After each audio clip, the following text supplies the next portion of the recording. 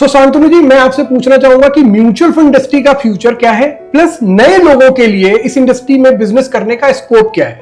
देखिए, जहां तक बात रही इंडिया की, तो इंडिया में अगर मैं आपको बताऊं तो जीडीपी का 19% ही केवल अभी म्यूचुअल फंड का पेनिट्रेशन है। और उसी जगह पे अगर मैं दूसरी कंट्रीज के बारे में बताऊं तो कुछ कंट्रीज ऐसी हैं जहां पे 100% तक म्यूचुअल फंड का पेनिट्रेशन है जीडीपी के कंपैरिजन में। तो आप सोचिए कि कितना बड़ा स्कोप है। और जो दूसरा आपने क्वेश्चन पूछा कि नए लोगों के लिए, तो नए लोगों के लिए तो पूरा बाजार खुला हुआ है। जब जैसा कि मैंने बताया कि केवल अभी पेनिट्रेशन 19% का है, 19% का पेनिट्रेशन तो कुछ भी नहीं है। तो हर एक वो व्यक्ति जो इस बिजनेस में आना चाहता है उसके लिए तो बहुत बड़ा स्कोप है इंडिया में। और जैसा कि आपने देखा है कि इंडिया की इकोनॉमी बढ़ रही है, तो इकोनॉमी बढ़ने के साथ साथ लोगों का पर कैपिटा इनकम बढ़ रहा है। पर कैपिटा इनकम बढ़ने से क्या हो रहा है, लोग फाइनेंशियल एसेट में ज्यादा मूव कर रहे हैं रादर देन फिजिकल एसेट। तो जब फाइनेंशियल एसेट में आएंगे तो उनको कैटर करने के लिए कुछ तो लोगों की जरूरत पड़ेगी, तो वो लोग आज के डेट में कम है। मुझे तो ऐसा लगता है कि लोगों को इस बिजनेस में आना चाहिए, बिकॉज ये एक तरीके से फाइनेंशियल हेल्प है लोगों के लिए, ये एक तरीके से सोशल हेल्प है रिगार्डिंग फाइनेंस। जो डेटा आपने बताया उसके हिसाब से तो मुझे लगता है कि गोल्डन अपॉर्चुनिटी है, तो ज्यादा से ज्यादा लोगों को ये काम करना चाहिए।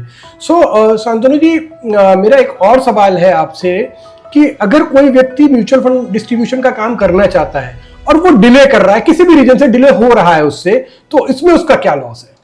देखिए, इसको अगर म्यूचुअल फंड की भाषा में या दूसरे तरीके से बोले आशीष जी, फाइनेंशियल लैंग्वेज में इसको बोलते हैं cost of delay. Cost of delay का मतलब ये हो गया कि जैसे हम लोगों से बोलते हैं या आप भी बोलते होंगे कि एसआईपी जितनी जल्दी आप स्टार्ट करेंगे उतना ही आपके लिए बेनिफिट होगा, और जितनी ही देर से करेंगे उतना ही देर तक आपको वेट करना पड़ेगा।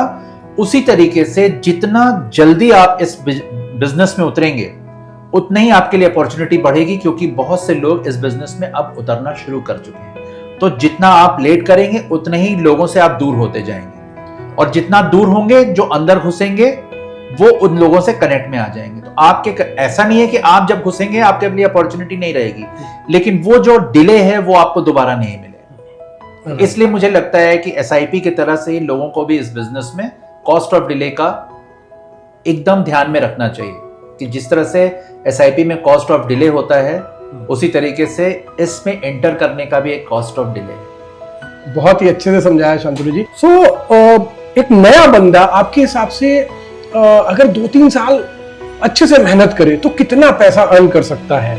देखिए, इसके लिए तो कहा नहीं जा सकता, ये पर्सन टू पर्सन डिपेंड करता है। और ये एक ऐसा क्वेश्चन है कि इसका आंसर एक स्पेसिफिक आंसर नहीं है। बट हाँ, जैसा कि आपने पूछा कि एक बंदा अगर इस बिजनेस में घुसे तो उसकी इनकम किस लेवल से बढ़ेगी और कितना बढ़ सकती है, तो कितना बढ़ सकती है तो स्काई इज द लिमिट है इस बाजार में, इस मार्केट में। बिकॉज जैसा मैंने आपको इकोनॉमी के बारे में बताया और पेनिट्रेशन के बारे में बताया।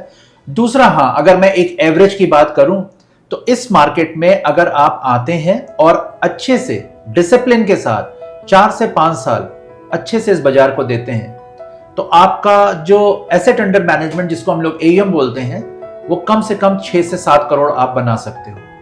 बिकॉज अभी भी बहुत से ऐसे लोग हैं जिनको फाइनेंशियल नॉलेज नहीं है, वो सिर्फ ये जानते हैं कि बैंक, एफडी और अदर फाइनेंशियल एसेट में वो ज्यादा से ज्यादा गोल्ड परचेज कर लेते हैं या अपने इन्वेस्टमेंट को किसी रियल एस्टेट में डाल देते हैं। तो इन सब चीजों से अलग भी एक दुनिया है जहां पे आपको काम वही करना है। और सबसे अच्छी चीज क्या है, इस बाजार में आपको जो भी चीज हम बताएंगे उस हर चीज की ट्रांसपेरेंसी है। जैसा कि हमने शांतनु जी से सीखा कि हमें म्यूचुअल फंड इंडस्ट्री में अगर हम सोच रहे हैं बिजनेस करने का, तो हमें जल्दी से जल्दी एंट्री करनी चाहिए, सो दैट डिले कॉस्ट हमारे ऊपर ना लगे, हम हर दिन क्लाइंट को एक्वायर कर पाए, नए लोगों से मिल पाए और उनका इन्वेस्टमेंट कराकर एक बड़ा सा ईएम बनाकर पैसे कमा पाए। तो thank you Shantanu ji, thank you so much हमारे व्यूअर्स को बताने के लिए। एंड आई होप कि आपके इस मैसेज से, आपके इस जो आपने एक्सप्लेन किया, अच्छे से बताया, इससे बहुत सारे लोग इस इंडस्ट्री में आएंगे और अच्छा पैसा बनाएंगे। Thank you.